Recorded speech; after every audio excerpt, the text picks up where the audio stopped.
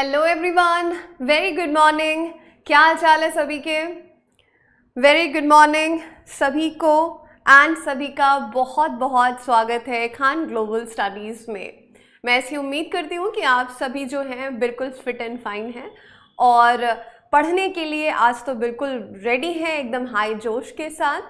और जितनी भी क्लासेस अभी तक हो चुकी हैं वो सारा का सारा आपने रिवीजन कर रखा है, ऐसा मैं सोचना चाहूँगी। ठीक है, तो कल की अगर मैं क्लास की बात करूँ बच्चों, तो क्या हुआ था, थोड़ा सा टेक्निकल इशू हो गया था, है ना, जिसकी वजह से क्लास अब्रप्टली अचानक से बंद हो गई थी। बट ऐसा कुछ बहुत ज़्यादा हमने मिस नहीं किया है।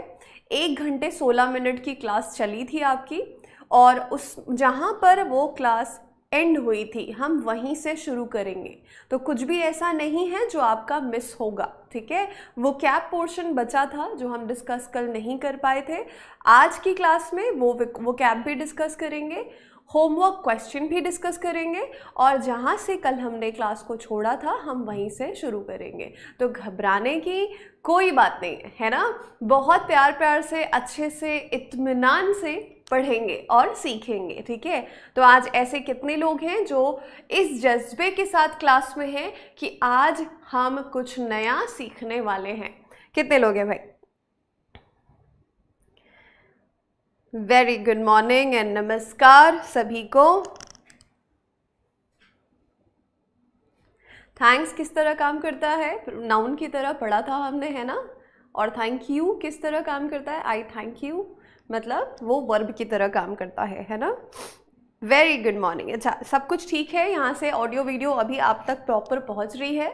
एक बारी फटाफट से बता दें, है ना, और फिर हम स्टार्ट करेंगे अपना सेशन वही धमाकेदार तरीके से।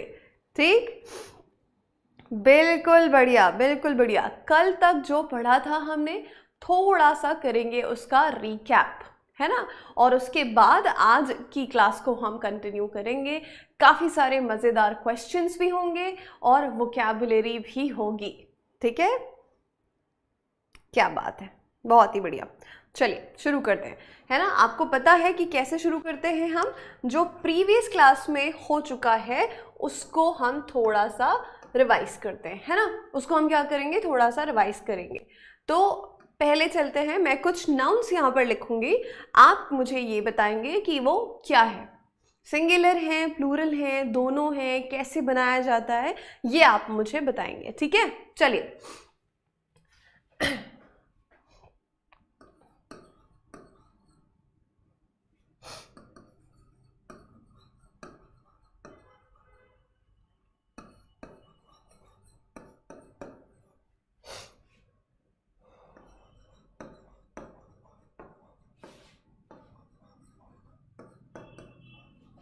कहीं कुछ गलत होगा तो वो भी आप मुझे बताएंगे, है ना। कहीं पर अगर कोई चीज़ ऐसी गलत लिखी होगी तो भी आप बताएंगे।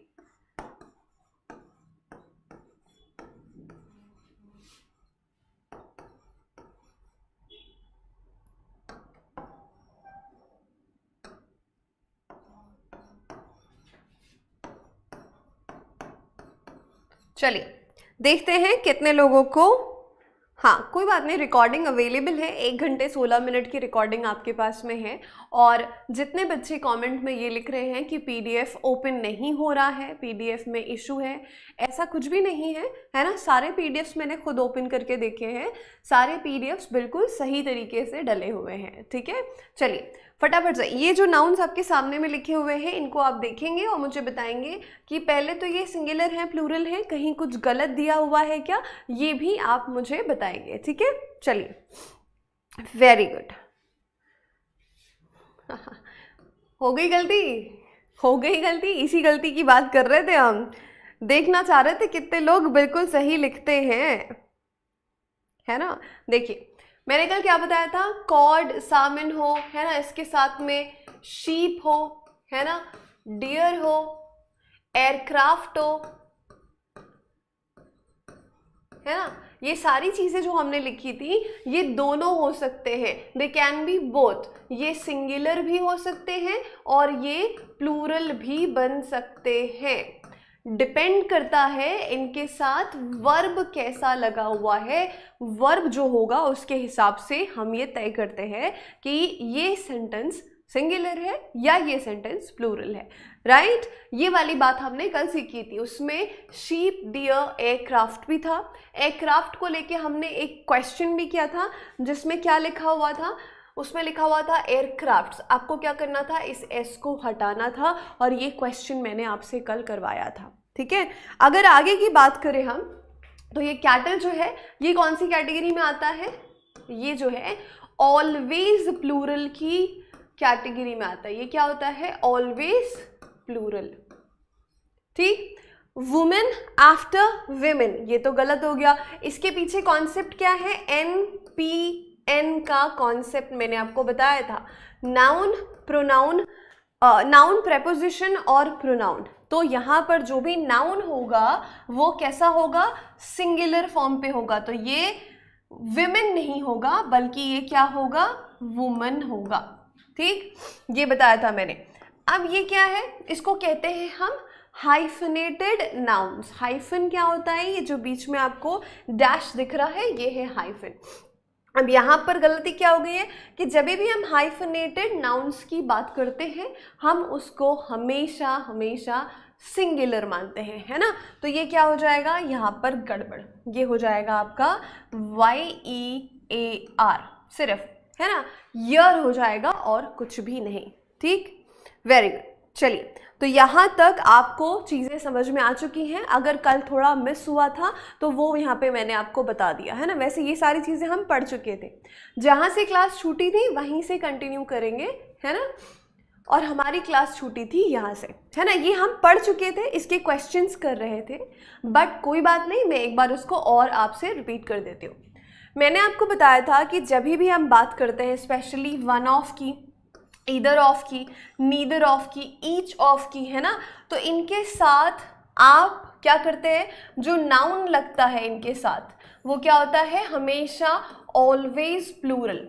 वो क्या होता है, ऑलवेज प्लूरल नाउन होता है, ठीक है। इनके साथ जो आगे नाउन लगेगा ऑफ के बाद, one of my friends plural, either of servants, है ना, ये plural, neither of the students, ये प्लूरल, ठीक है, either of the servants will come. तो यहाँ पे हम किसकी बात कर रहे हैं, हम एक से ज़्यादा की ही बात कर रहे हैं। जब हम आइदर, नाइदर या जिसको ईदर या नीदर कह लो, हम इसका इस्तेमाल जब करते हैं तो इसका जो यूज़ होता है वो दो के कॉन्टेक्स्ट में होता है। चाहे वो दो वस्तुएं हों, चाहे वो दो चीज़ें हों, दो की बात की जाएगी तो ही हम ईदर और नीदर का इस्तेमाल करते हैं, ठीक। अब दो तो एक से ज़्यादा ही है ना, मतलब क्या हुआ, प्लूरल ही होगा। जैसे यहाँ पे सर्वेंट्स, ये भी प्लूरल है, स्टूडेंट्स, ये भी प्लूरल है। मतलब मुद्दे की बात जो मैंने कल आपको बताई थी वो ये थी कि जैसे मैंने आपको एग्जाम्पल दिया था कि अरिजीत सिंह जो है मेरा one of my favourite singers है ना, ऐसा मैंने आपको बताया था। आज एक और एग्जाम्पल ले लेते हैं और उसको समझते हैं। जैसे, है ना, भाई खाना खाना सबको पसंद आता है ना, खाना किसको नहीं पसंद है, एवरीबडी लाइक्स ईटिंग, सबको पसंद है ना, अच्छे अच्छे तरह के व्यंजन खाना, है ना, अच्छे अच्छे तरह के पकवान खाना, किसको नहीं पसंद आता है। तो मैं अगर पूछूं कि आपका फेवरेट खाना क्या है, या हो सकता है एक से ज़्यादा फेवरेट हो, तो वो कौन से ऐसे व्यंजन हैं जो आपको बहुत पसंद आते हैं। जैसे मैं अपनी बात करती हूँ तो मुझे साउथ इंडियन खाना भी पसंद है, मुझे चाइनीज़ खाना भी पसंद है, मुझे नॉर्थ इंडियन खाना भी पसंद है। तो उनमें से, ठीक है, जैसे मैं बोलूँ साउथ इंडियन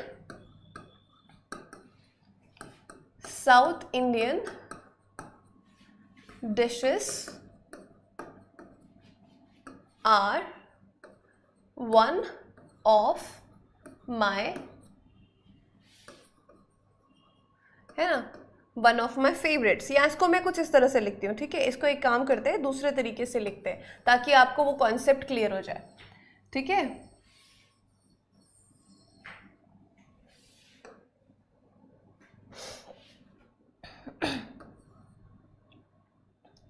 जैसे आप लोग अपना अपना बताते जाइए मुझे, आप लोगों को क्या पसंद है ये मैं जानना चाहूँगी। नो फूड लाइक डोसा, क्या बात है, ठीक है, ठीक है। सो यहाँ पर मैं बोलूँगी कि जैसे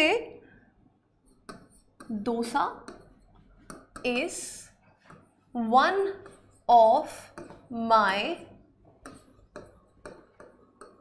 फेवरेट डिशेस। अब यहां पर समझो, ठीक है। अब यहाँ पर क्या लिखा मैंने कि डोसा जो है, मुझे वैसे बहुत सारी चीज़ें पसंद है, उनमें से डोसा जो है मुझे बहुत ज़्यादा पसंद है, तो मैंने बोला कि dosa is one of my favourite dishes, है ना। यहाँ पे आप जो भी आप लिखना चाहते हो अपने हिसाब से आप लिख सकते हो। आपको डोसा नहीं पसंद है, आप इडली लिख लो, आपको जो पसंद है वो, है ना। कहने का मतलब है, समझाने का मतलब है कि जब भी वन ऑफ आएगा तो वन ऑफ के बाद वाला नाउन जो होगा वो आपका प्लूरल होगा। लॉजिक क्या कहता है, क्योंकि आप बहुत सारे में से एक की बात कर रहे हैं, तो यहाँ पर दोनों का जिक्र होगा। एक तो बहुत सारे का भी होगा और जो आपका पसंदीदा है उसका भी होगा, या जो भी बात करें हम, one of, either of, neither of, each of, है ना। इनमें यही चीज़ ध्यान रखनी है कि जो ये ऑफ है, ऑफ के बाद जो नाउन आएगा वो हमेशा प्लूरल होगा। बात पक्की समझ में आई। अभी देखो सुबह सुबह सबको चाउमीन, खीर, है ना, और ये पराठे, ये सब याद आ रहा है, चिकन हांडी, क्या बात है। अभी देखो भाई, बाकी लोग का फिर पढ़ने में मन ना लगे तो फिर, है ना, ध्यान तो पूरा खाने की तरफ रहेगा। चलिए, चूरमा, दाल बाटी, क्या बात है। तो अब ये बात समझ में आई। अब इसके क्वेश्चंस हम जो कल कर रहे थे, है ना, वहीं पर जो है सारा कुछ क्या हो गया था, एकदम से ब्लैकआउट हो गया था, ठीक है। चलो, एसएससी सीजीएल में आया हुआ पूछा हुआ क्वेश्चन है, ये इवनिंग शिफ्ट में पूछा गया था। देख सकते हैं आप, डेट भी मेंशन है 20/8/2021 का। अभी आप बताएंगे कि यहाँ पर गड़बड़ क्या है, ठीक है। One of the biggest enterprise in India is declaring a lockout, complete shutdown, ठीक है। चलो, ठीक,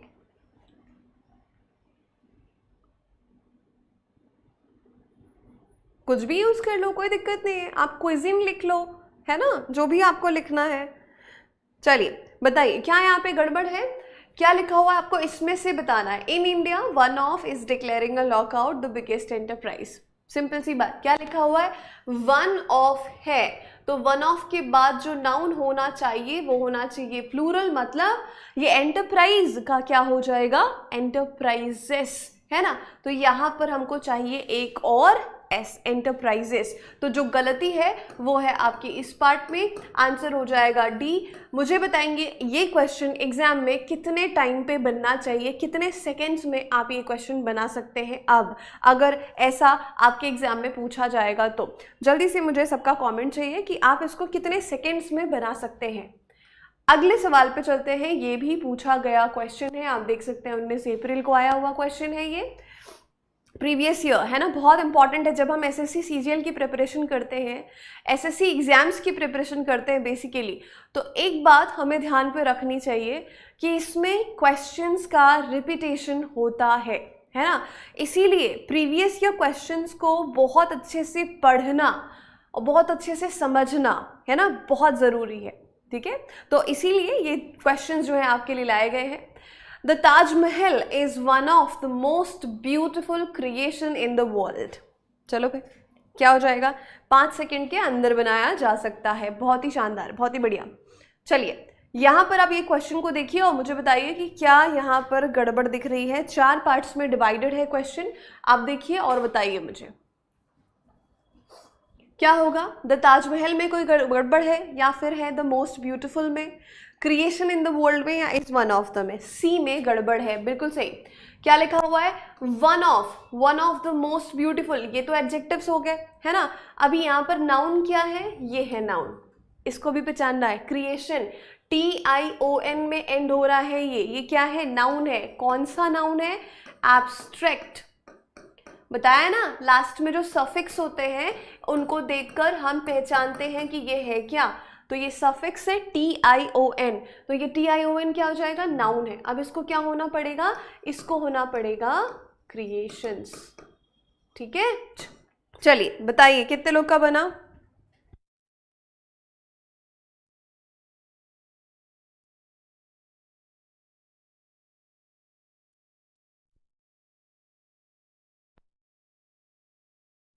चलिए ठीक है, बात समझ में आई, क्लियर, आगे बढ़ते हैं, है ना। चलो आगे देखते हैं, ये क्वेश्चन आपके सामने है। One of the problem with you is that you do not come in time. भाई आपके साथ एक बड़ी दिक्कत है, ये दिक्कत है कि आप जो है टाइम पे नहीं आते हो, है ना। अभी मैं आपको इस पे एक और फंडा, एक और लॉजिक बताऊंगी, पहले मुझे आप इसका आंसर करिए। One of the problem with you is that you do not come on, क्या है, you do not come in time. तो क्या आंसर होना चाहिए इसका? इसका आंसर अगेन, क्योंकि हम बात कर रहे हैं किस चीज की, वन ऑफ द, है ना। वन ऑफ के बाद वाला नाउन क्या है, ये प्रॉब्लम लिखा है, तो ये प्रॉब्लम जो है इसको क्या होना पड़ेगा, इसको होना पड़ेगा प्रॉब्लम्स। ठीक है, क्या होना पड़ेगा इसको, प्रॉब्लम्स, क्योंकि वन ऑफ के बाद वाला जो नाउन होता है वो हमेशा प्लूरल होता है। तो जो गलती है वो है पार्ट ए में।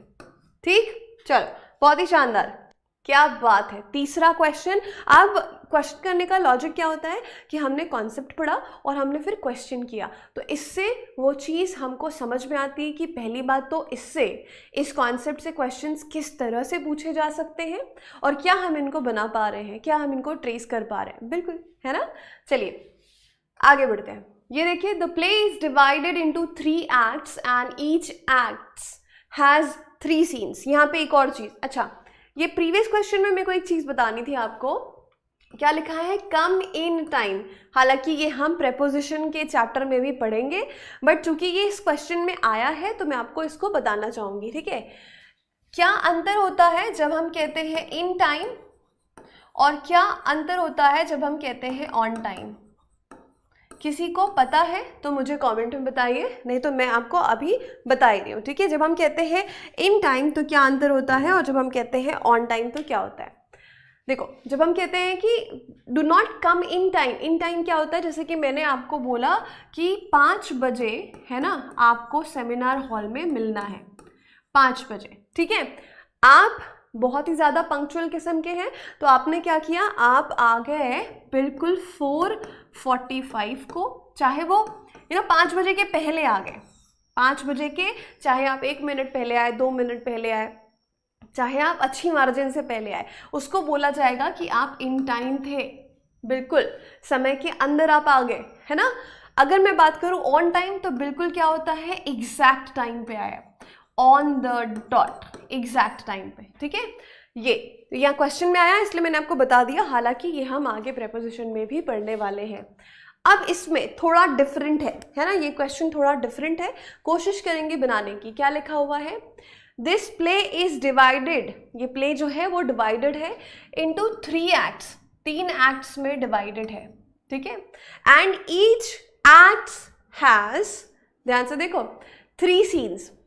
तो इनके साथ एक और लॉजिक है ना, ईच जो है या ईदर हो गया या नीदर हो गया, इनको बेसिकली हम क्या कंसीडर करते हैं, सिंगुलर कंसीडर करते हैं।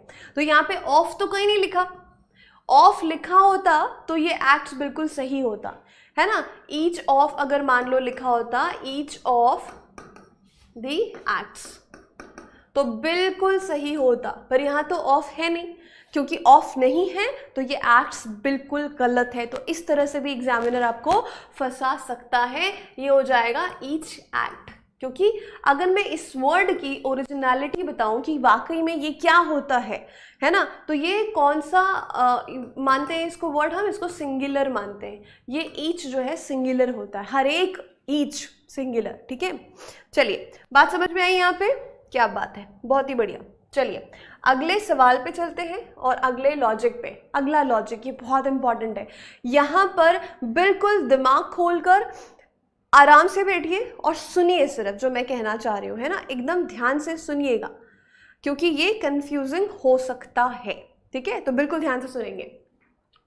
मनी, टाइम या मेजरमेंट, पैसे, समय या कोई नाप तोल की चीज़, है ना, जब हम बात करते हैं, कैन बी प्लूरल, ये प्लूरल भी हो सकता है और सिंगुलर भी हो सकता है। तो ऐसी चीज़ें ना जो सिंगुलर भी हो सकती हैं और प्लूरल भी हो सकती हैं, ज़्यादा अटेंशन चाहिए इनको समझने के लिए। मानते हैं इस बात को? तो अभी आपका पूरा पूरा अटेंशन मेरे एक्सप्लेनेशन पे होगा। हर एक शब्द जो मैं कह रही हूँ वो सीधे यहाँ जाना चाहिए, ठीक है? चलिए अभी इसको देखते हैं कैसे होगा। अगर आपका फोकस, मान लेते हैं कोई सेंटेंस दिया है ना, कोई सेंटेंस दिया है, पढ़ेंगे अभी हम। अभी इस सेंटेंस का जो फोकस है, मतलब ये बात करना चाह रहा है एक सिंगल यूनिट की, है ना, एक सिंगल यूनिट की अगर ये बात कर रहा है तो वो सिंगुलर होगा, और अगर ये एक सिंगुलर यूनिट की बात नहीं कर रहा है तो प्लूरल होगा। सिंपल सी बात है, एग्जाम्पल में सब कुछ समझ में आएगा। ध्यान से देखें और सुने। जैसे हम कहते हैं ना, अक्सर हमने घर पे सुनते हैं, बड़ों से कहानियां सुनते हैं, कितने लोगों ने सुनी होगी ये बताना। अक्सर जो दादाजी होंगे या पापा जी होंगे, तुम लोग को तो इतनी सुविधाएं मिली हुई है, फिर भी तुम लोगों को इतने नखरे हैं, कुछ करना नहीं होता है, पढ़ना नहीं होता अच्छे से, इतनी सुविधाएं होने के बाद भी तुम लोगों को शिकायतें हैं, है ना, प्रॉब्लम्स है। हमारे ज़माने में जैसे, है ना, भीड़े मास्टर कहते हैं, वैसे हमारे ज़माने में तो ऐसा होता था, वैसा होता था। तुमको पता है हम स्कूल जाते थे कैसे? नदी तैर के जाते थे। इतनी बड़ी नदी होती थी, हम स्कूल जाना ज़रूरी था, हम तैरते थे और उसके बाद हम स्कूल पहुंचते थे। इतने किलोमीटर साइकिलिंग करके जाते थे, ये करते थे, वो करते थे, सुना होगा अक्सर, है ना। तो अगर से उन्होंने बोला कि हम तो 5 किलोमीटर जो है पैदल चल के स्कूल जाते थे, और तुम लोग के पास गाड़ी है, मोटर है, साइकिल है, सब कुछ है, फिर भी तुम लोगों को इतने नखरे होते हैं। तो अगर आप ये सोचें कि वाकई में ये 5 किलोमीटर चल के जाना, है ना, तो 5 किलोमीटर कैसी दूरी होती है आप लोग के हिसाब से मुझे बताएंगे? अगर मैं बोलूँ 5 किलोमीटर की दूरी जो है आपके हिसाब से पैदल चलने के लिए कैसी दूरी है? बहुत ज़्यादा लंबी दूरी है, छोटी दूरी है, कैसी? चलो बताओ। हाँ चलिए, ठीक है, दादी से सुना है अरे वाह, है ना। चलो मुझे ये बताओ कि 5 किलोमीटर की दूरी की अगर मैं बात करूं तो क्या आप अगर पैदल चल के जाना है तो आपके हिसाब से वो 5 किलोमीटर की दूरी कैसी है? लंबी दूरी है या फिर अरे आराम से तय की जा सकती है पैदल भी? ईमानदारी से आंसर करना, है ना। क्या हो जाएगा भाई? 5 किलोमीटर चल के जाना, इंसान की हालत ख़राब हो जाए, है ना। अगर आपको रोज़ जाना है, आप मान लेते हैं कोचिंग इतनी दूर पे है, कोई सुविधा नहीं है, फिर क्या हो जाएगा? फिर तो भैया आपकी हालत ख़राब होनी है। तो 5 किलोमीटर की दूरी एक बहुत लंबी दूरी होती है। यहाँ पर इस सेंटेंस का जो सेंस है, जो मायने हैं, वो सिंगुलर निकल रहा है या प्लूरल हो रहा है? अगर मैंने बोला 5 किलोमीटर की दूरी भाई एक बहुत लंबी दूरी होती है, तो मैं यहाँ किसकी बात कर रही हूँ? दूरी बोल रही हूँ मैं, दूरियां बोल रही हूँ, क्या बोल रही हूँ? ये जो सेंटेंस है ये सुनने में सिंगुलर लग रहा है या प्लूरल लग रहा है? जल्दी बताओ, ठीक है। बहुत अच्छी बात है, 4 किलोमीटर की रनिंग करके आए आप, हैं? Depends on habit. अरे भाई चलो ठीक है, 5 किलोमीटर को हटा दिया, 10 बोल दिया मैंने, अब बोलो 10 किलोमीटर की दूरी।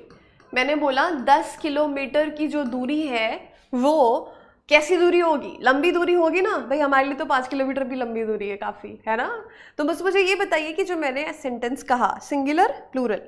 सिंगुलर भाई साहब, भाई एक लंबी दूरी है। और इसी को मैं बोलूँ कि हम लोग कहाँ जा रहे हैं, मान लेते हैं हम सभी पिकनिक पे जा रहे हैं, ठीक है, हम सभी पिकनिक पे जा रहे हैं, सुबह 5 बजे के निकले हुए हैं, और 5 बजे के निकले मतलब हमने घर से तैयारी तो करके निकले, 4 बजे 3:30 बजे से उठे हुए, थकान हो रही है, और अभी बोला क्या था भाई 6 घंटे की जर्नी है ना। तो जैसे ही टाइम बढ़ता जाता है, हम थोड़े से कि भाई कब पहुँचेंगे, तो हमने पूछा ड्राइवर से कि भाई साहब और कितने किलोमीटर्स बचे हैं? क्या पूछा हमने? भाई सुबह से उठे हुए हैं, अभी हम भी थक गए हैं, पिकनिक स्पॉट पे पहुंचे, कुछ खाएं पिए, आराम करें, खेलें कूदें, है ना। तो हम अब थक गए, हम पूछ रहे हैं कि भाई ड्राइवर साहब और कितने किलोमीटर बाकी हैं? अब ये वाला जो क्वेश्चन है ये सिंगुलर या प्लूरल हो रहा है? सेंस, आभास बताइए। मैं ये नहीं पूछ रही कि इसमें क्या सिंगुलर क्या प्लूरल है, ये हम क्या पूछ रहे हैं, कितने किलोमीटर्स और बाकी हैं डेस्टिनेशन पहुंचने में? सिंगुलर या प्लूरल? जल्दी बताइए क्या हो जाएगा? ठीक, हाँ अभी देखो 10 किलोमीटर की दूरी एक लंबी दूरी होती है, सिंगुलर, ठीक है। मैंने बोला कितने किलोमीटर्स बाकी है, तो यहाँ पर सेंस क्या आ रहा, प्लूरल। अच्छा भैया अभी 10 किलोमीटर और बाकी है, 10 किलोमीटर्स अभी बाकी है ये कहना, और 10 किलोमीटर एक लंबी दूरी होती है, दोनों को मैं आपको बता रही हूँ यहाँ पे। ध्यान से देखना, ध्यान से सुनना, ठीक है।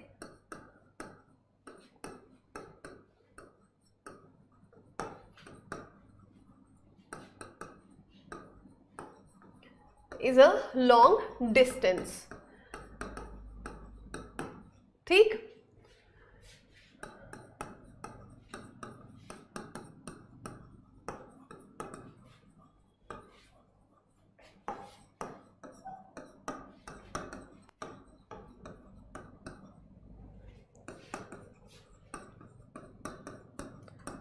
अभी बताओ क्या दोनों जो यहां पर लिखा हुआ है वो सही है सेंटेंस?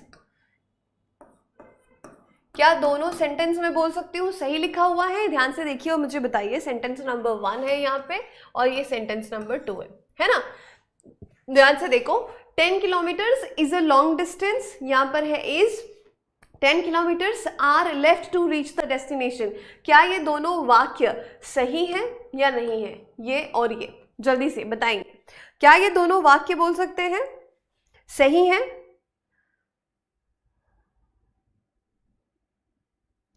हाँ बिल्कुल सही। अभी देखो दोनों सेंटेंसेस बिल्कुल सही हैं।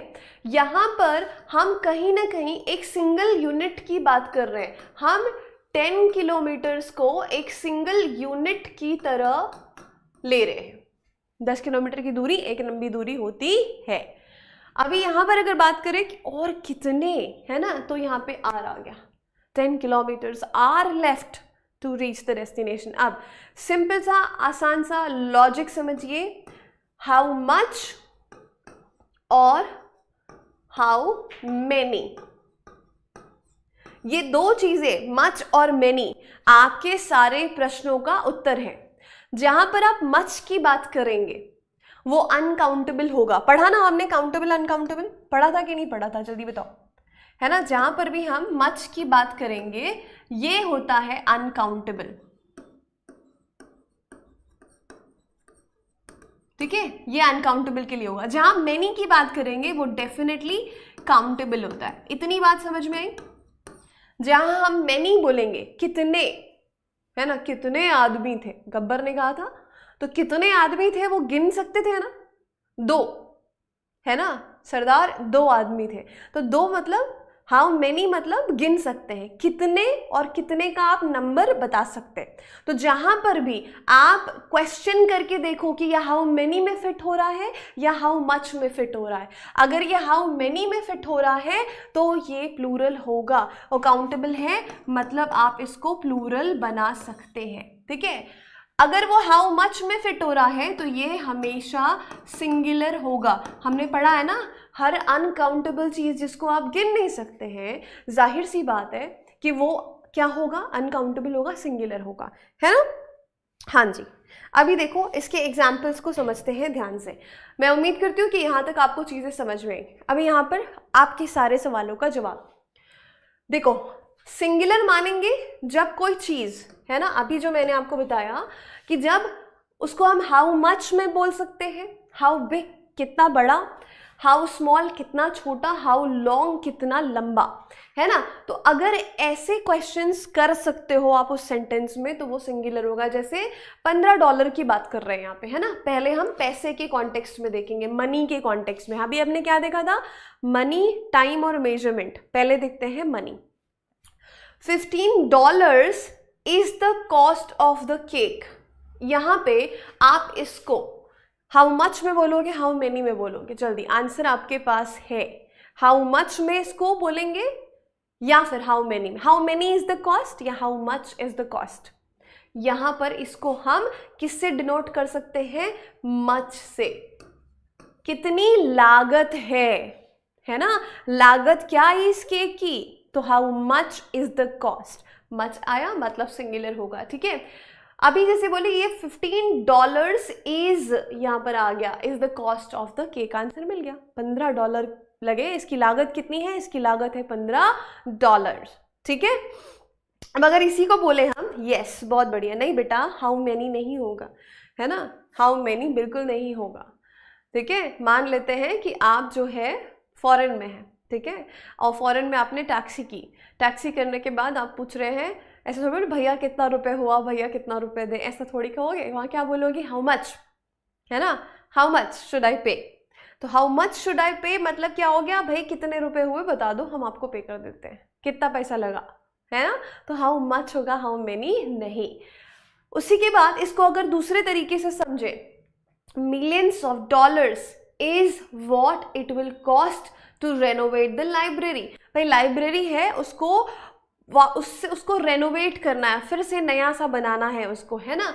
तो कितना लग जाएगा भाई? आपने किसी को बुलाया, किसी डिज़ाइनर को बुलाया, इंटीरियर डिज़ाइनर को, आप बोलते हो कि ये जो लाइब्रेरी है इसको वापस से नया सा बनाना है, कितनी लागत आएगी भाई, है ना। तो वो आपको आंसर करता है, भाई इसकी हालत देख के तो लग रहा है कि बहुत ज़्यादा पैसे लगने वाले हैं। तो लगभग अपना वो जोड़ना, घटाना, गुणाकार और भागाकार करके बताता है कि क्या होगा, millions of dollars is what it will cost। मतलब इतना पैसा लगेगा, लाखों में इसकी लागत लगेगी, लाखों डॉलर्स इसकी कीमत होगी, लागत होगी, ठीक है।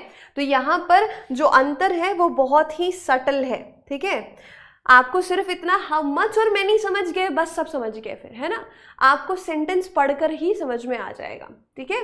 तो ये हो गया, how much will it cost, millions of dollars। Exactly नहीं कह सकते कि इतने, बट हाँ काफ़ी सारे पैसे लग जाएंगे, ठीक है।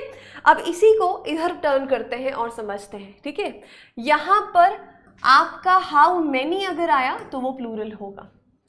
There are only $2 in my wallet, है ना, मेरे वॉलेट में, मेरे बटुए में, भाई कितने रुपए रखे हैं आपके बटुए में? कितने 100 के नोट है? चलो मुझे बताओ आपके बटुए में अभी। भाई 5 नोट रखे हैं। तो आप कितने का आंसर कर रहे हो ना, हाउ मेनी का आंसर कर रहे हो, कितने हैं नोट्स, है ना। तो वहां पर क्या हो जाएगा, मेनी। देर आर आ गया, $2 इन माई वॉलेट। नहीं भाई ज़्यादा नहीं है, $2 ही रखे हुए हैं, 2 ही 100 रखे हुए हैं, डॉलर हटाओ, रुपी से समझो, ठीक। तो बात यहाँ पे समझ में आ गई?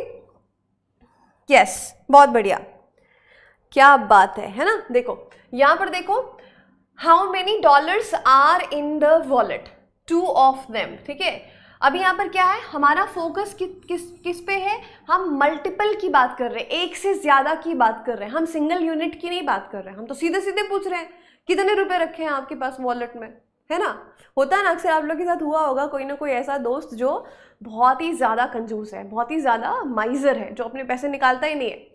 उसको चाहिए कि भाई कोई ना कोई ऐसा ग्रुप मिल जाए जहाँ पे वो चला जाए और पैसे इधर उधर से जुगाड़ कर ले। अरे भाई मैं आज अपना बटुआ भूल गया, थोड़ा पेमेंट कर दो इसका, कितने रुपए चाहिए भाई, अब मुझे 100 के 2 दे दो बस चलेगा, ठीक है। तो वहाँ पर क्या, जो ये कॉन्वर्सेशन हो रही है, जो ये बातचीत हो रही है, कितने पैसे चाहिए, मुझे इतने पैसे चाहिए, तो यहाँ पर हाउ मेनी का कॉन्टेक्स्ट आ रहा है, ठीक है। तो क्या हो जाएगा, millions of dollars। अभी देखो $2 की बात किए, अभी यहाँ पर सेम एग्जाम्पल को ले रहे हैं हम, है ना, सेम एग्जाम्पल ले रहे हैं। यहाँ हमने पूछा how much will it cost, ठीक है। सेम एग्जाम्पल, एक जगह पे सिंगुलर, एक जगह पे प्लूरल। इसके पहले भी मैंने आपको किलोमीटर्स वाला बताया।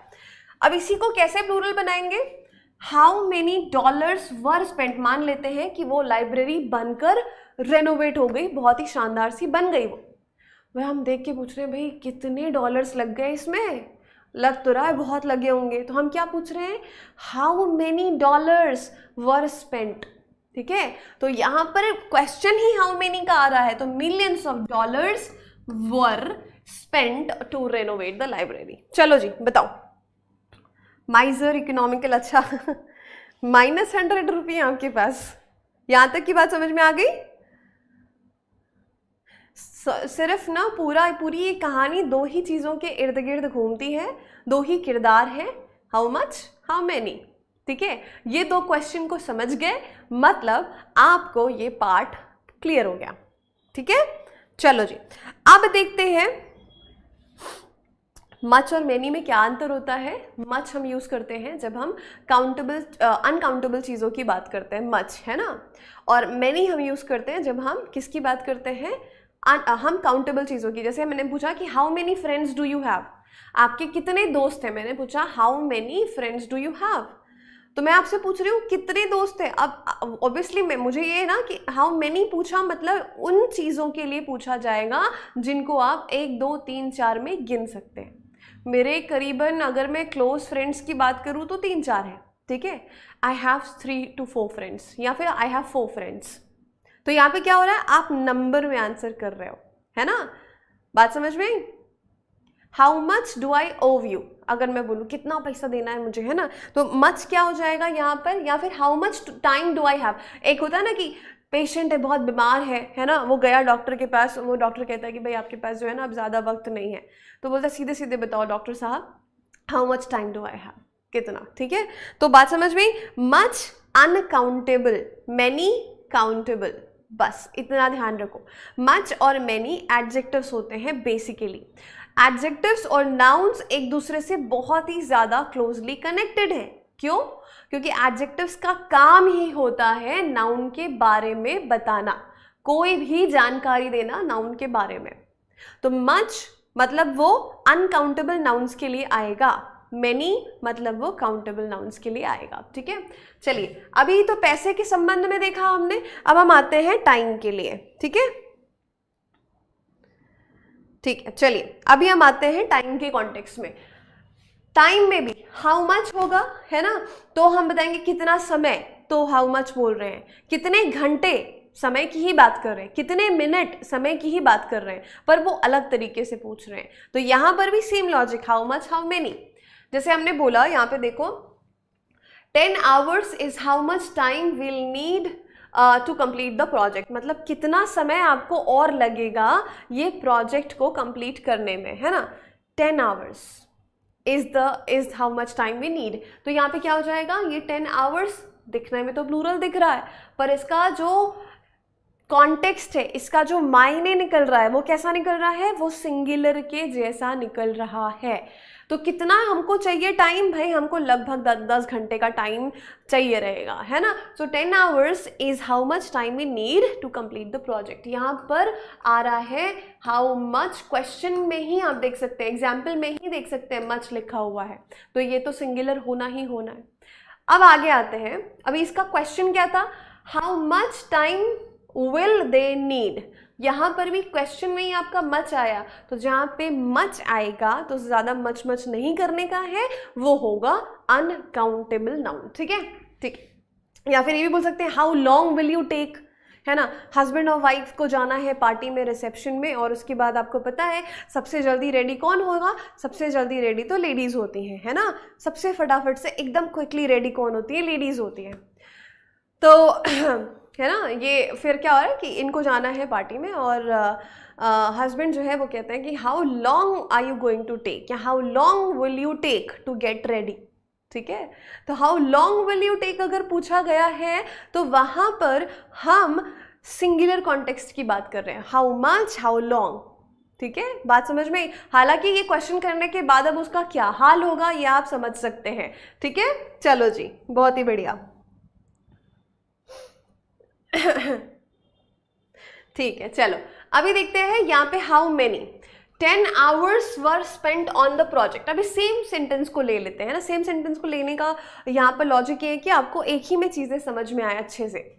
10 hours were spent on this project, भाई इस प्रोजेक्ट को कंप्लीट करने में कितने घंटों का समय लगा, ठीक है। कितने घंटों का समय इस प्रोजेक्ट में लगा, तो हमारा क्वेश्चन ही हो रहा है how many hours did they spend, how many hours, तो ये तो होना ही प्लूरल है, ठीक है।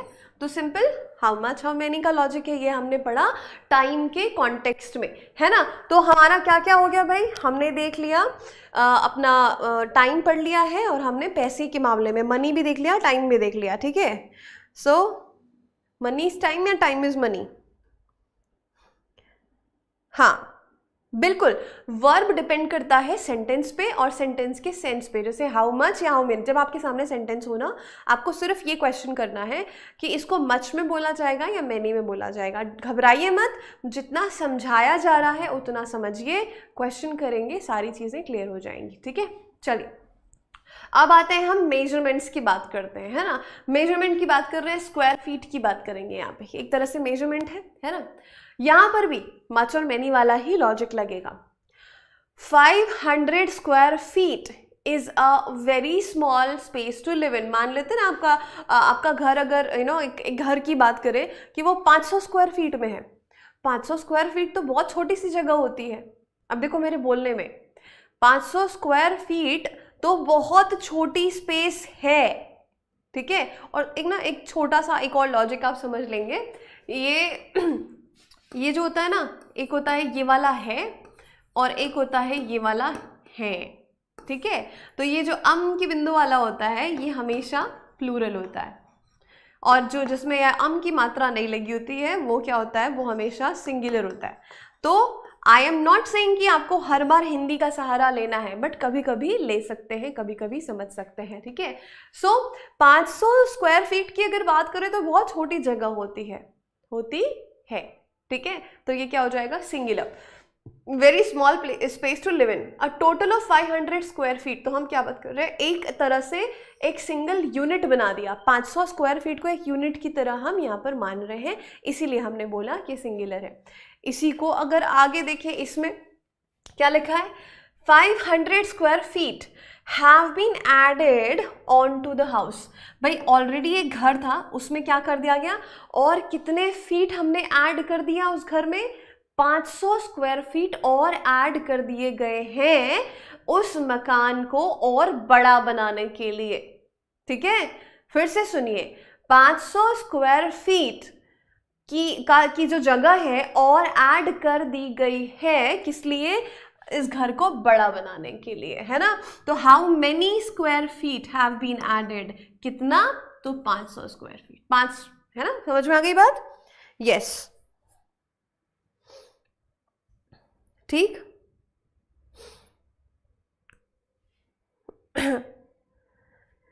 क्लियर, समझ में आ गई बात।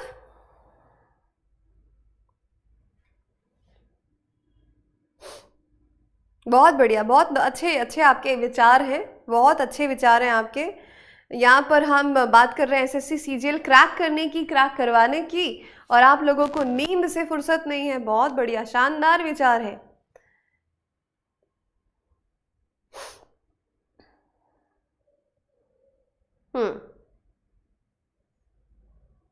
बहुत बढ़िया, पक्का है सिलेक्शन, पक्का, बिल्कुल लगे रहो। ठीक है, चलो जी, तो यहाँ पर समझ में आई बात। अब करते हैं एक क्वेश्चन, ये रिपीट कर दे, ध्यान से देखो, समझो इसको। ठीक है, चलो, है ना, एक बारी में फटाफट से रिपीट कर देती हूँ। ये हम बात कर रहे हैं मेजरमेंट की, स्पेस की, 500 स्क्वायर फीट की मैंने बात की। तो मैंने अगर इसको इस तरह से बोला, देखो बोलने का और सेंटेंस को समझने का बस अंतर है और कुछ नहीं है।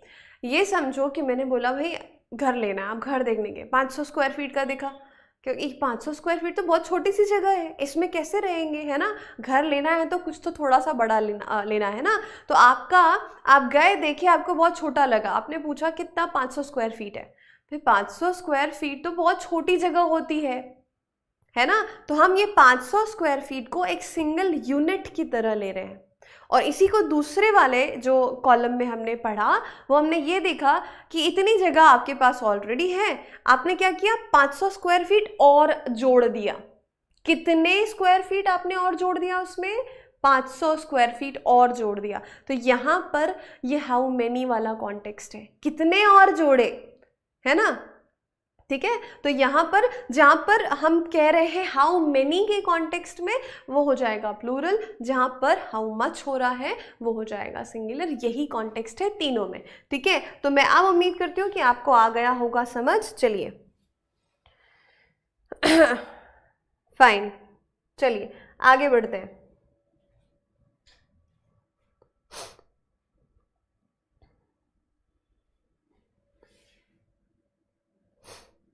यह क्वेश्चन आपके सामने, बनाइए इसको।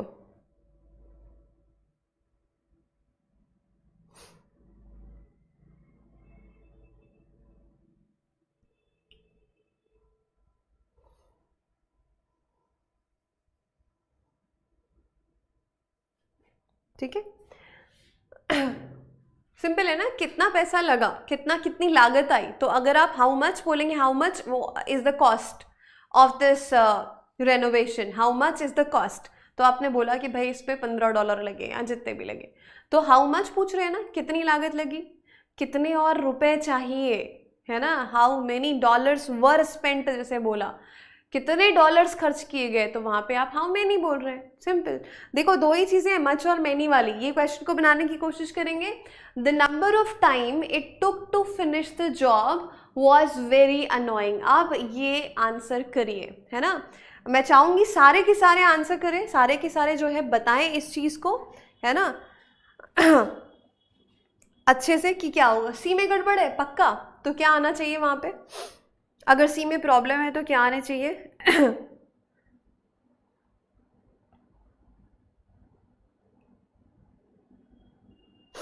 क्या आना चाहिए। देखो हम क्या बोल रहे हैं, the number of time it took to finish the job was very annoying. दो हिंट यहीं पर दिए हुए हैं, ठीक है। सबसे पहली बात क्या लिखा हुआ है, वॉज वेरी अनोइंग, है ना। और वॉज को मैं अगर पूछूंगी ये सिंगुलर वर्ब होता है या प्लूरल वर्ब होता है, तो आंसर क्या आएगा मुझे। अगर मैंने पूछा है वॉज जो है सिंगुलर वर्ब है या प्लूरल वर्ब है, तो आंसर क्या होगा, ये होगा सिंगुलर वर्ब, ठीक है, ये है singular verb. The number of time, time की बात कर रहे हैं, कितना टोटल, कितना समय लगा, जितना वक्त लगा, है ना। तो हम यहाँ पे हाउ मच, यहाँ पे नंबर तो कभी नहीं आएगा, संख्या नहीं, क्या हो जाएगा, द अमाउंट ऑफ टाइम, ठीक है। यहां पर हम बोलेंगे the amount of time that it took. Very good, very good, ठीक है। तो सिंपल जाहिर सी बात है, यहाँ नंबर तो नहीं आता, नंबर नहीं आता मतलब कि आप यहाँ पे सी लगा दिए। टाइम के साथ नहीं आएगा नंबर, आवर्स के साथ, मिनट्स के साथ नंबर लगा सकते हैं, टाइम के साथ नहीं लगा सकते, है ना। चलिए बहुत बढ़िया, तो यहाँ पर आंसर मिला आपको, ये था सी, ठीक है। क्लियर हो गई बात। अब इसके बाद जो है, हाँ बिल्कुल सही, बिल्कुल सही, ठीक है। देखो ये हो गया, यहां तक हमने कंप्लीट कर लिया है नाउन एंड नंबर, ठीक है, यहां तक फिनिश हो गया है नाउन एंड नंबर, ठीक है। अब हम बात करेंगे नाउन एंड केसेस की, ठीक है। तो उसके पहले मैं आपको थोड़ी सी आपको जानकारी इसके बारे में देना चाहूंगी, ध्यान से सुनेंगे।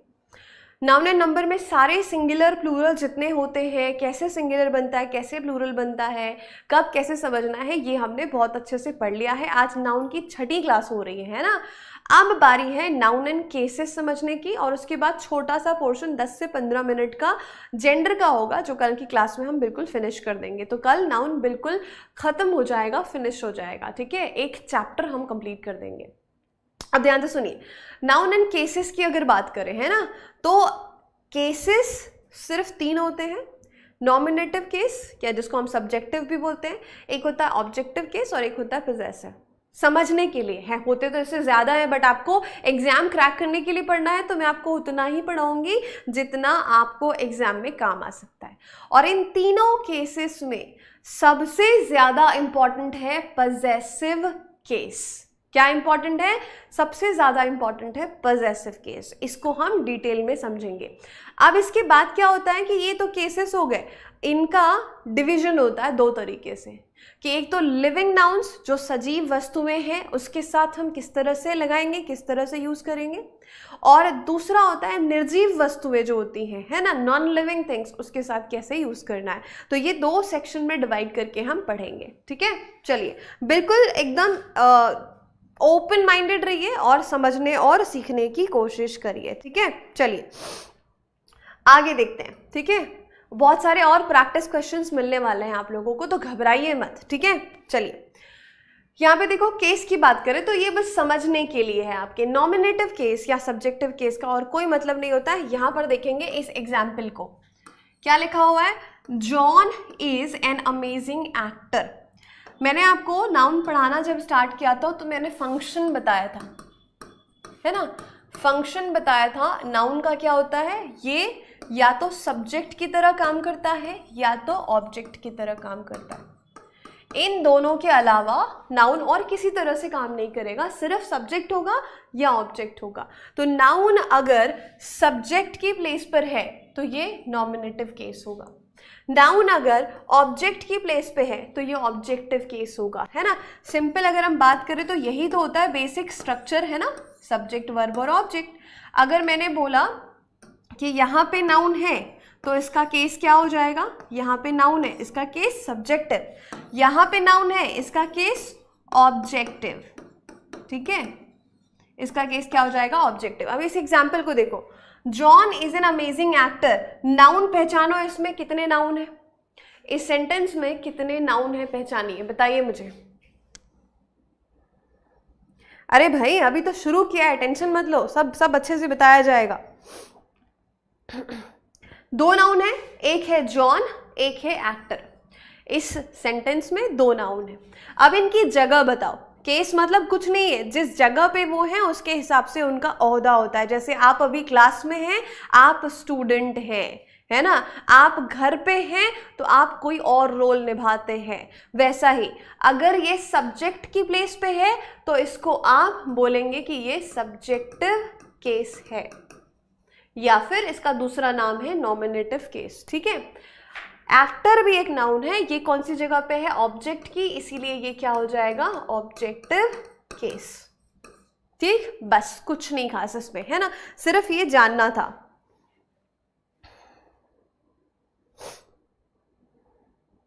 ठीक, क्लियर हो गई बात, वेरी गुड वेरी गुड, इतना ही। अब इसमें जो इंपॉर्टेंट है वो है पजेसिव। ये मैंने आपको इसलिए समझाया कि ये 2 चीजें आपको पता होगी तो आगे के कॉन्सेप्ट में हेल्प मिलेगी, ठीक है। चलिए अब देखो कि ऑब्जेक्टिव केस मैंने आपको बता दिया था कि एक्टर जो है ऑब्जेक्ट की प्लेस पे है, इसीलिए वो ऑब्जेक्टिव केस होगा। अब बारी आती है पजेसिव की, ये होता है ये। अब मुझे आप लोग सबके सब बताएंगे कि जब मैं बोलती हूँ इस शब्द को पजेसिव या पजेशन से क्या समझते हैं आप, कहानी तो अब शुरू होती है, ठीक है।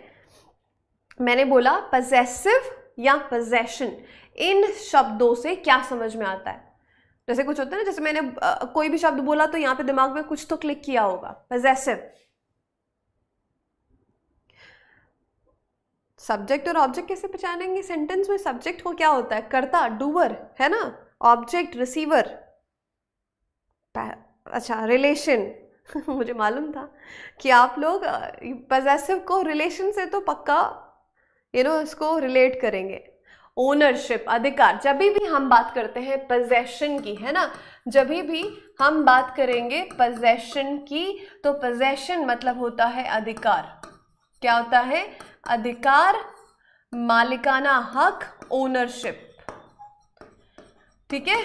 अब जरूरी नहीं है कि ओनरशिप सिर्फ तब होगी आपकी जब आपका जमीन जायदाद की बात आएगी या गाड़ी मोटर या संपत्ति की बात आएगी, तभी आपका मालिकाना हक नहीं होता। बहुत सारी चीजों पे आपका मालिकाना हक होता है। आपके अपने लोगों पे भी आपका अधिकार है, आपके अपने दोस्तों पे आपका अधिकार है, आपके अपनी चीजों पे आपका अधिकार है, आपके अपने इमोशंस पे आपका अधिकार है, तो बहुत सारी चीजों पे आपका अधिकार है, ठीक है। इसी को ही, है ना,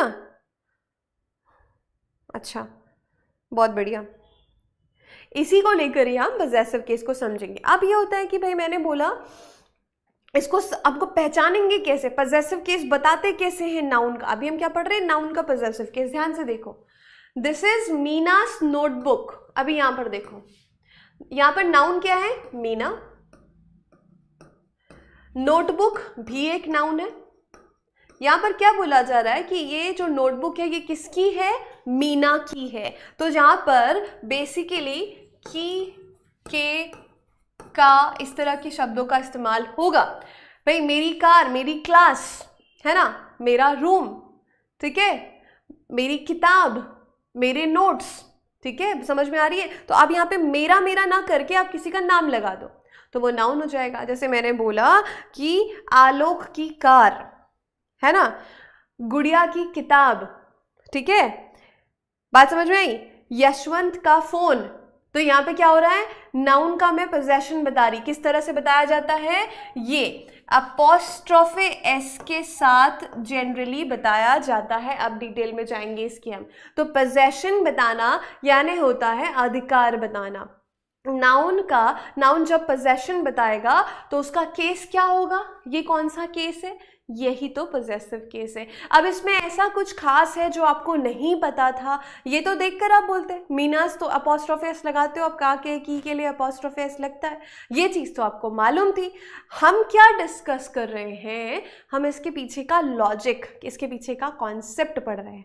ठीक है, बिल्कुल सही। ठीक, आलोकस्कार, नहीं एस तो लगेगा ना। क्या क्या इसमें पढ़ेंगे पहले ध्यान से समझो, क्योंकि सबसे इंपॉर्टेंट यही है, पजेसिव केस ही सबसे इंपॉर्टेंट है ना। बाकी दोनों केसेस में कुछ नहीं आएगा, है ना, सिर्फ वो बताने के लिए था, सिर्फ एक जानकारी के लिए था। उन दोनों केस से क्वेश्चंस नहीं बनेंगे, क्वेश्चंस बनते हैं इससे, और बहुत सॉलिड क्वेश्चंस बनते हैं। ठीक है, क्या क्या पढ़ेंगे कि use of possessive case with living nouns कैसे करेंगे, सिर्फ अपॉस्ट्रोफी लगाकर भी बनाया जाता है, और ये एस अपॉस्ट्रोफी एस लगाकर भी बनाया जाता है। मतलब दो तरीके से बनेगा, लिविंग की बात करेंगे तो अपॉस्ट्रोफी एस लगाकर भी बनता है और सिर्फ अपॉस्ट्रोफी से भी बनता है। तो क्या क्या वो केसेस होते हैं वो सुनिए आगे। ठीक है, पहला ध्यान से यहां पढ़ रहे हैं हम लिविंग नाउन के साथ, मतलब जो सजीव है जिनमें जान है। विथ लिविंग नाउन्स क्या करते हैं, अगर सिंगुलर की बात कर रहे हैं ना, Aryans car was parked in car parking, तो अब क्या बात कर रहे हैं, आर्यन। आर्यन कैसा एक नाउन है ना, और ये ऑब्वियसली सिंगुलर है। ठीक है, और क्या है, लिविंग है। आर्यन मतलब किसी जीते जागते इंसान की बात कर रहे हैं, तो लिविंग है। आर्यन्स कार अपॉस्ट्रोफी एस लगाया, इसका केस क्या हो गया, इसका केस हो गया पजेसिव। ठीक है, ये हो गया possessive case. CBI had an eye on रियाज मूवमेंट, ये रिया एक नाउन है, तो रिया की जितनी भी हरकत हो रही थी उन सारी हरकतों पे, उन सारे हलचल और एक्टिविटी पे, तो नाउन तो ये भी है, पर हम क्या बता रहे हैं, रिया की मूवमेंट्स की बात कर रहे हैं, तो अपॉस्ट्रोफी कहाँ लगेगा, इधर पे लगेगा। ठीक है, रिया की सारी हरकतों पे CBI ने नजर रखी हुई थी। ठीक ठीक, समझ में आ गई बात, यस, ये हो गया। अब देखिए कि किस तरह से इसको बनाएंगे, ये समझ में आया कि हम अपॉस्ट्रोफी कैसे लगाते हैं और पजेसिव केस नाउन का किस तरह से बनाते हैं। ठीक है, चलिए, after his brief appearance before the cheering crowd he was taken to the governor chamber for the swearing in ceremony. ठीक है, चलो, नहीं बताएंगे, है ना, वो अब नॉन लिविंग पे जा रहे हैं। बुक ऑफ मीना जो है ना, ऑफ हम तब लगाते हैं जब हम नॉन लिविंग की बात करते हैं, तो उस पे जाएंगे हम बिल्कुल आराम आराम से, आपको भागना नहीं है, मेरे साथ चलना है। ठीक है, चलो, after his brief appearance before the cheering crowd, crowd cheering मतलब कोई आया सेलिब्रिटी या कोई मंत्री, या जो फिर क्राउड ने जो है चीयर करना स्टार्ट किया, उनके लिए तालियां बजाना, उनके लिए नारे लगाना, है ना, वो cheering crowd. He was taken to the governor chamber for the swearing in ceremony, शपथ ग्रहण, है ना, क्या गड़बड़ है, वेरी गुड। कौन से चैम्बर की बात कर रहे हैं भाई, गवर्नर के चैम्बर में ले जाया गया, तो ये क्या हो जाएगा, ये हो जाएगा गवर्नर्स चैम्बर। कहाँ ले जाया गया, गवर्नर के चैम्बर में ले जाया गया, गवर्नर्स चैम्बर। ठीक है, तो यहाँ पर गड़बड़ क्या हो गई, सी वाले पार्ट में अपॉस्ट्रोफी, समझे, लिविंग नाउन के साथ अपॉस्ट्रोफी एस लगाकर अधिकार बताया जाता है। इतनी बात समझ में आ गई, अधिकार बताया जाता है। ठीक, नहीं बेटा, गवर्नर्स में अपॉस्ट्रोफी लगे, अगर इसको मैं ये बोल दूं, है ना, इसको मैं ये बोल दूं गवर्नर्स, तो ये तो प्लूरल बन गया। हमको प्लूरल थोड़ी बनाना है, हमको तो ये बताना है कि के का, गवर्नर का चैम्बर, है ना, तो अपॉस्ट्रोफी एस आएगा। ठीक, चलिए जी, बहुत ही बढ़िया। अगला आप समझने की कोशिश करेंगे, ये क्वेश्चन है, क्वेश्चन देखकर घबराना नहीं, है ना, बिल्कुल नहीं घबराना। क्या लिखा हुआ है, एक सेंटेंस को 4 तरीके से दिया हुआ है, आपको बताना है कि कौन सा वाला सही है। चलो कोशिश करो, क्या लिखा हुआ है, ध्यान से देखो, है ना, I don't have a bank account, मेरे पास मेरा बैंक अकाउंट नहीं है, because I don't know my mother maiden name. Maiden name क्या होता है, मतलब कुंवारेपन वाला जो नाम होता है ना, मेडन यानी क्या होता है, मेडन किसको बोलते हैं, कुंवारी लड़की को, है ना। बिल्कुल बताते हैं, अभी टेंशन मत लो। अंसारी जी थोड़ा सा सब्र करिए, बताते हैं, ठीक है। I don't have a bank account because I don't know my mother maiden name. 4 दिए हुए, कौन सा सही होगा देखते हैं। I don't have a bank account because I don't know my mother maiden name, बिल्कुल गलत, कोई पोजेशन नहीं है यहाँ पे। मुझे मेरी मदर का मेडन नेम यानी कुंवारेपन वाला नाम नहीं पता है, तो यहाँ पे क्या आना चाहिए, अपॉस्ट्रोफे तो मदर में लगना चाहिए, देखो कहाँ पे लगा हुआ है। अब ये इसको क्या कर दिया, मदर्स फिर अपॉस्ट्रोफेस, फिर यहाँ पे दिया है मदर अपॉस्ट्रोफेस और यहाँ पे तो ऑफ लगा दिया और अपॉस्ट्रोफे भी, ये गलत है, ये भी गलत है, सही ये है। मुझे मेरी मदर का, मदर पे अपॉस्ट्रोफे एस कैसे लगेगा, ऐसे लगेगा, ठीक है। अगर एस लगाकर फिर लगाओगे तो ये तो गलत हो जाएगा क्योंकि हम यहाँ पे प्लूरल नहीं बना रहे हैं उसका, है ना। यस, कितना आसान था। देखो पॉजेसिव केस मतलब ही क्या होता है, क्या बताया जा रहा है, एपोस्ट्रोफे एस लगाकर लिविंग बीइंग का हम पोजेशन या अधिकार बताते हैं। अंसारी साहब आप अभी जहाँ बैठे हैं फ़ोन पे देख रहे हैं, वो फ़ोन किसकी है, वो फ़ोन आपकी है ना।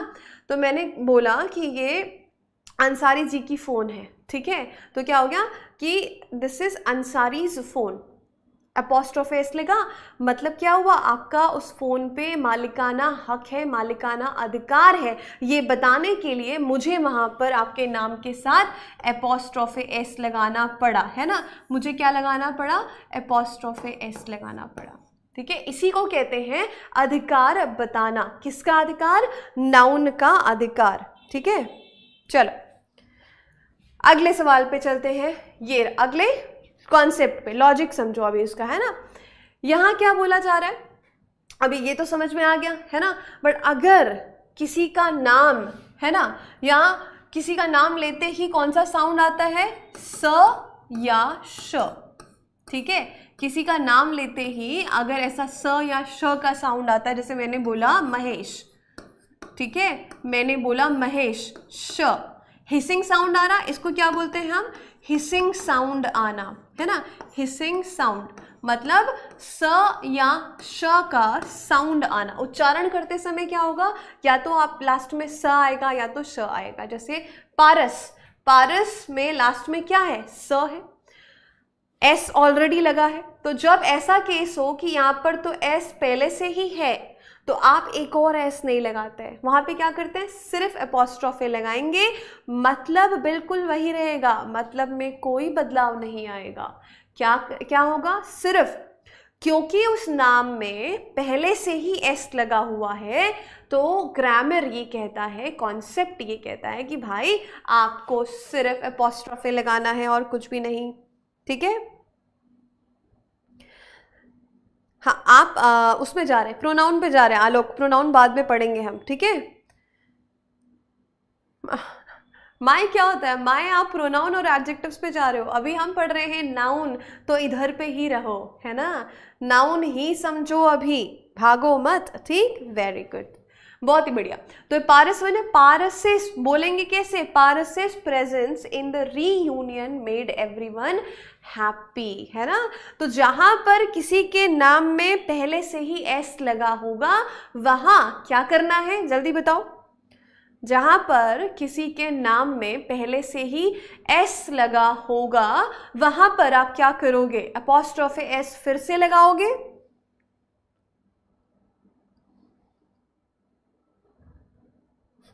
दीदी आप अपने भाई की बात क्यों नहीं सुनते, क्या हो गया भाई साहब, हाँ क्या दिक्कत है, क्या प्रॉब्लम है। देखो भाई इंग्लिश मतलब लैंग्वेज, मतलब अभी और हम लैंग्वेज का ग्रामर पढ़ रहे हैं, है ना।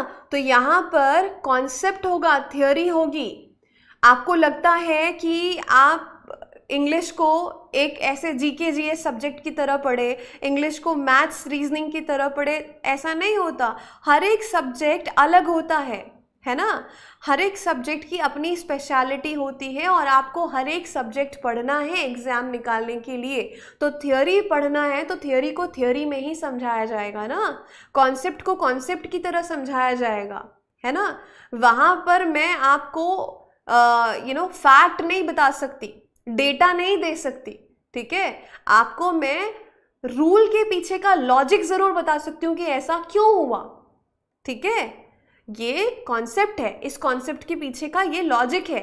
अगर आप बोलोगे कि बात बात पे यहाँ पे जोक्स हो, कॉमेडी हो, तब क्लास एकदम मनोरंजक हो और उसके बाद हम समझेंगे, तो फिर ऐसा आप सीजीएल एग्जाम की तैयारी ना करें, फिर आप एक कॉमेडी शो देखें, ठीक है, वो बेहतर होगा।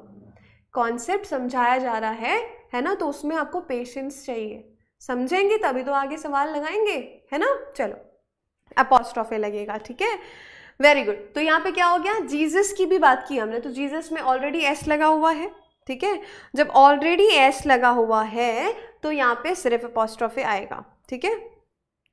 कुछ नहीं साक्षी, बहुत सारे क्वेश्चंस मैं आपको करवाऊंगी, पूरी एक पीडीएफ दी जाएगी आपको प्रैक्टिस क्वेश्चन की, है ना, एक्सप्लेनेशन के साथ, फिर आपको उसका वीडियो सोल्यूशन भी दिया जाएगा। तो आप घबराइए मत, आप सिर्फ जो समझाया जा रहा है उसको समझिए, ठीक है, इतना ही करना है। चलिए आगे देखते हैं। चलिए ये क्वेश्चन बनाने की कोशिश करो, अभी जो लॉजिक बताया उसी से बनेगा ये।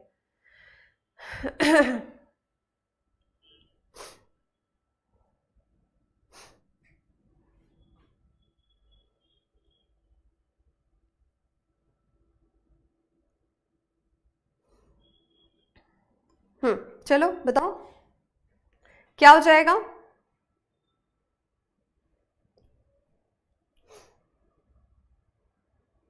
जिसमें भी एस लगा हुआ है अपॉस्ट्रोफे सिर्फ आएगा, है ना।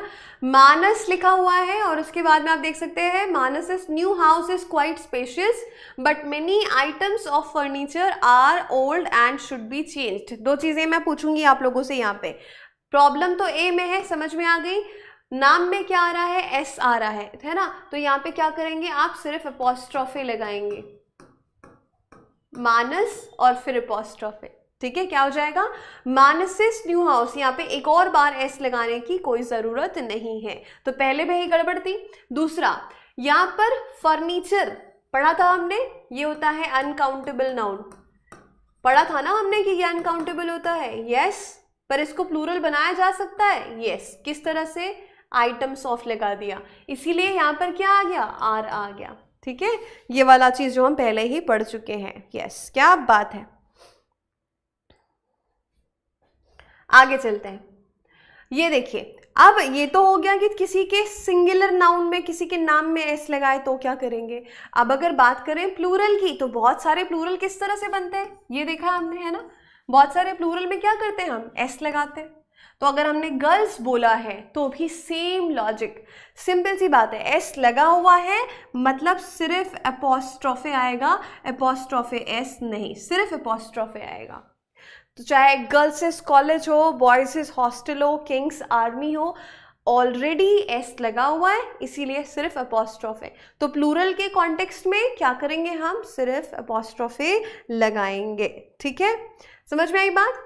तो चाहे वो नाउन प्लूरल हो, चाहे वो नाउन सिंगुलर हो, अगर एस में एंड हो रहा, एस या एस एच में भी हो रहा है, तो भी आप क्या करेंगे, सिर्फ और सिर्फ अपॉस्ट्रोफे। क्वेश्चंस करेंगे, ठीक है। चलिए बनाइए इस क्वेश्चन को। ये देखिए 2020 में आया हुआ क्वेश्चन है ना, प्रीवियस ईयर क्वेश्चन है ये, टियर 1 में पूछा गया है और 16 अगस्त। देखिए किस तरह से एग्जामिनर कैसे कैसे आपको फंसा सकता है यहाँ पे। चलिए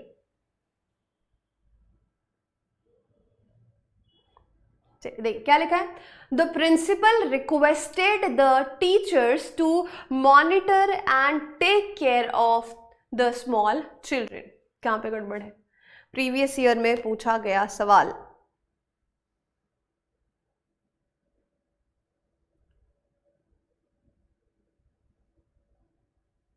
वही तो, क्योंकि आइटम्स लगा दिया गया ना, आपको नंबर ऑफ आइटम्स बोला गया ना वहां पे, ठीक है। चलो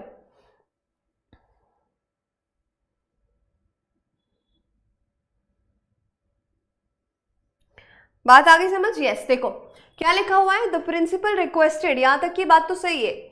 द टीचर्स, अभी देखो, अभी यहाँ पर ये जो अपॉस्ट्रोफी लगा है, ये की के का तो सेंस है ही नहीं, यहाँ पर हमें कोई भी अधिकार नहीं बताना है, ये तो इंस्ट्रक्शन दिया जा रहा है। सारे टीचर्स को बोला गया कि छोटे बच्चों का ध्यान रखें, का ख्याल रखें।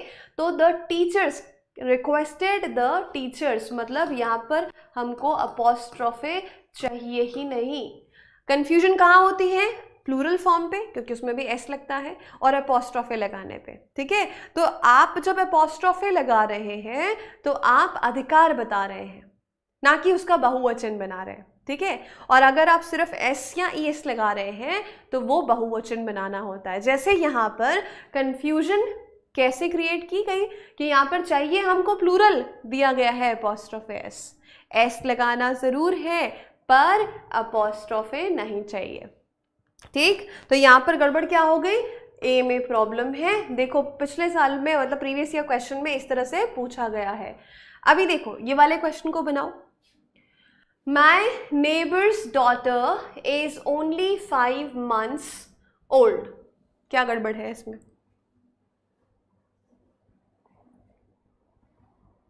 क्या प्रॉब्लम है इसमें, जल्दी बताओ।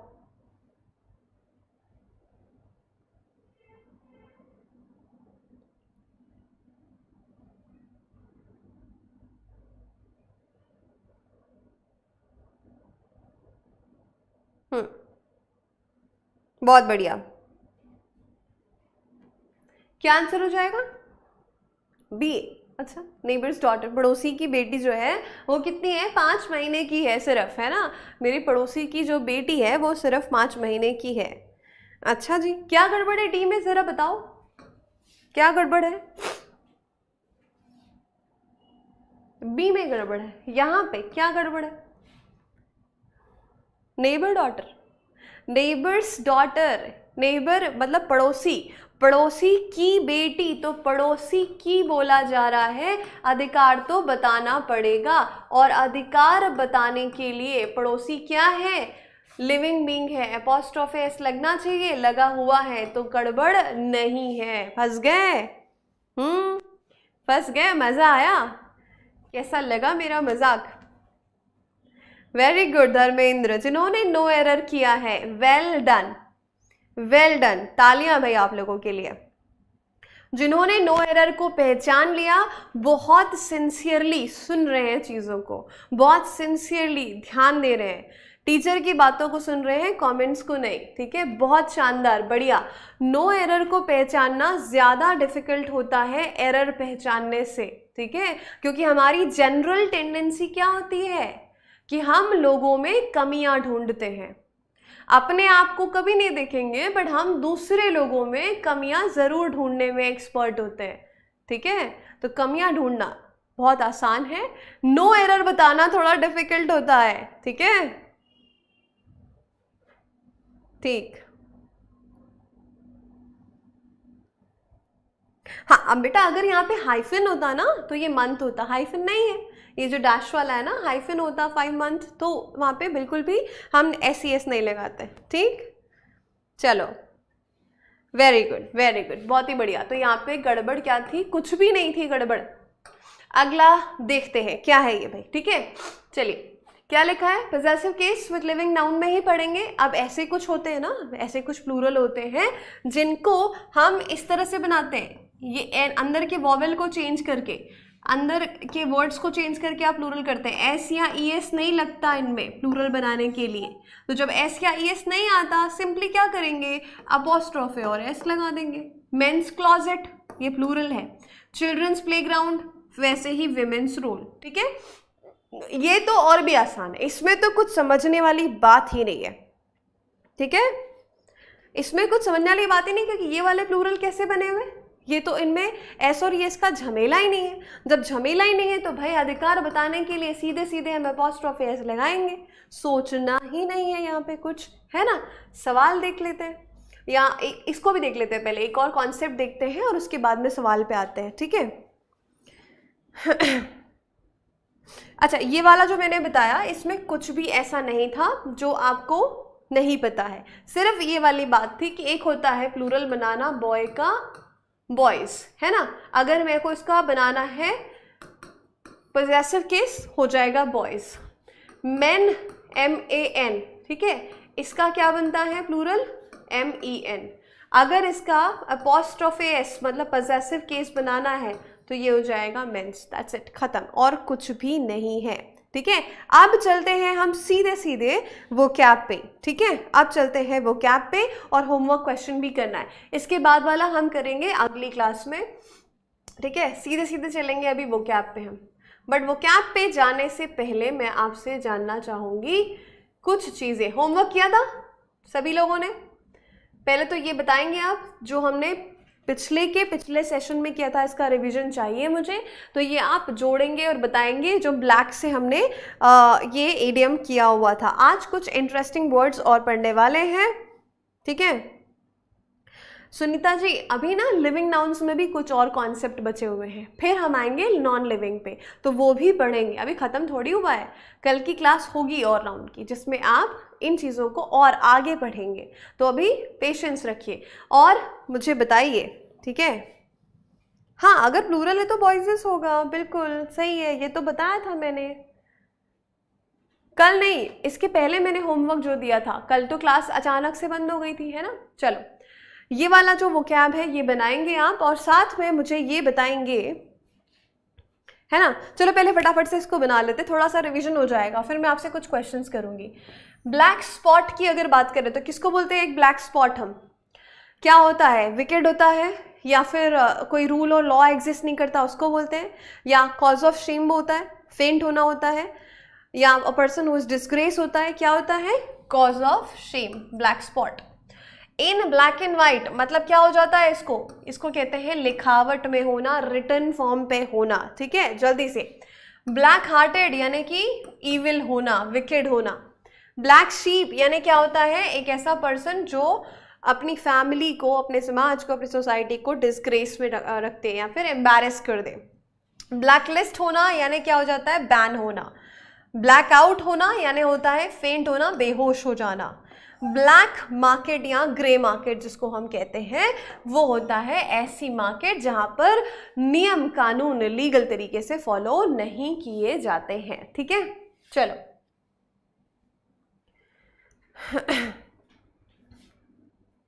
आपको बिल्कुल मिलेगा ये भी, डोंट वरी, है ना। प्रीवियस ईयर में आए हुए वोकैबुलरी की पूरी लिस्ट की पीडीएफ वीडियो सोल्यूशन ये दिया जाएगा। क्या क्या चीज़ें आपको मिलने वाली है मैं आपको बता देती हूँ। ये फाउंडेशन तो हम कर ही रहे हैं, है ना, ये बेसिक और फाउंडेशन तो हम कर रहे हैं रेगुलर लाइव क्लास में। इसके बाद आपको हर एक चैप्टर की प्रैक्टिस शीट दी जाएगी, हर एक चैप्टर की प्रैक्टिस शीट, है ना, पीडीएफ फॉर्म पे, और फिर इसका वीडियो सॉल्यूशन भी दिया जाएगा ताकि आपको कोई भी दिक्कत ना आए। तो वोकैब का भी सेम फंडा है, वोकैब आपको सिखाई भी जाएगी और आपको उसकी पीडीएफ भी दी जाएगी और आपको उसका सॉल्यूशन भी मिलेगा, है ना। और इसमें प्रीवियस ईयर क्वेश्चंस भी होंगे, प्रैक्टिस सेट के साथ साथ आपको प्रीवियस ईयर क्वेश्चंस का भी एक पीडीएफ दिया जाएगा, डोंट वरी। ठीक है, चलो अब मुझे बताएंगे, कभी ना कभी कोई ना कोई आप सभी में से डॉक्टर के पास तो गए होंगे, है ना, डॉक्टर्स के पास गए होंगे, कुछ ना कुछ, कभी बुखार है, कभी कुछ है, कभी कुछ है, कुछ ना कुछ दिखाने डॉक्टर्स के पास गए होंगे। ठीक है, तो मुझे बताइए, सबको पता होगा आप अलग अलग डॉक्टर को अलग अलग नाम से जानते हैं, अलग अलग चीज़ों में उनकी महारत होती है तो उनको अलग अलग नाम से बोलते हैं। दिल के मरीज, सॉरी दिल के डॉक्टर, सॉरी मैंने मरीज बोल दिया क्या, दिल के डॉक्टर जो होते हैं, हृदय रोग विशेषज्ञ जिनको हम कहते हैं, क्या कहते हैं उनको, दिल के डॉक्टर को जरा बताना तो। फेंट का मतलब बेहोश होना होता है। ठीक है, जरा बताना कि दिल के डॉक्टर, दिल के मरीज को तो क्या ही बोलोगे आप, है ना, हृदय रोगी। यस, हाँ बहुत बढ़िया। कार्डियो, ये सबको पता है। अब अगर मैं पूछूं आप लोगों से, मुझे बताओ कान की बीमारी का एक्सपर्ट क्या कहलाता है? जो कान से रिलेटेड बीमारियों को देखता है, कान से रिलेटेड इश्यूज को देखता है, उस डॉक्टर को क्या कहते हैं भाई, बोलो। दिल के बारे में तो सभी को जानकारी है ना, हर कोई आंसर कर रहा है, कार्डियोलॉजिस्ट। जो मैंने पूछा वो तो बताओ, कान के स्पेशलिस्ट को क्या कहते हैं? ऑर्निथो? नहीं भाई, आप तो चिड़िया की, ऑर्निथो क्या, चिड़िया, बर्ड से रिलेटेड वर्ड है वो। हाँ, ईएनटी स्पेशलिस्ट, वो तो ईयर नोज और थ्रोट सब बोल रहे हो आप, मैंने तो सिर्फ कान पूछा। जानना है, सीखना है, हाँ डोंटो बिल्कुल नहीं। कानोइस्ट, क्या बात है, कुछ भी मतलब सीखना है, जानना है, चलिए सीखते हैं। चलिए देखते हैं इन स्पेशलिस्ट को। हार्ट स्पेशलिस्ट जो होते हैं, जो हृदय रोग है ना, जिसको हम कहते हैं हृदय रोग विशेषज्ञ, तो वो होता है कार्डियोलॉजिस्ट, ये तो सबको पता है। ब्रेन स्पेशलिस्ट या जो न्यूरो स्पेशलिस्ट होते हैं, नर्वस सिस्टम को देखते हैं, उनको क्या बोलते हैं, न्यूरोलॉजिस्ट कहते हैं। उनको हम क्या कहते हैं, न्यूरोलॉजिस्ट, है ना, बात समझ में। The treatment of women's disease, जो महिलाओं से संबंधित बीमारियों को देखने वाला डॉक्टर होता है, उनको हम क्या कहते हैं, उनको हम कहते हैं गायनकोलॉजिस्ट, जो होता है आपका स्त्री रोग विशेषज्ञ जिनको कहते हैं, है ना, स्त्री रोग विशेषज्ञ। अब बात करते हैं अगर स्किन की, है ना, जो आपकी स्किन में प्रॉब्लम होती है, तो स्किन में प्रॉब्लम के लिए जिनको देखते हैं, जो स्पेशलिस्ट होते हैं, उनको हम क्या बोलते हैं, डर्मेटोलॉजिस्ट। डर्मैट सुना होगा नाम, डर्मैट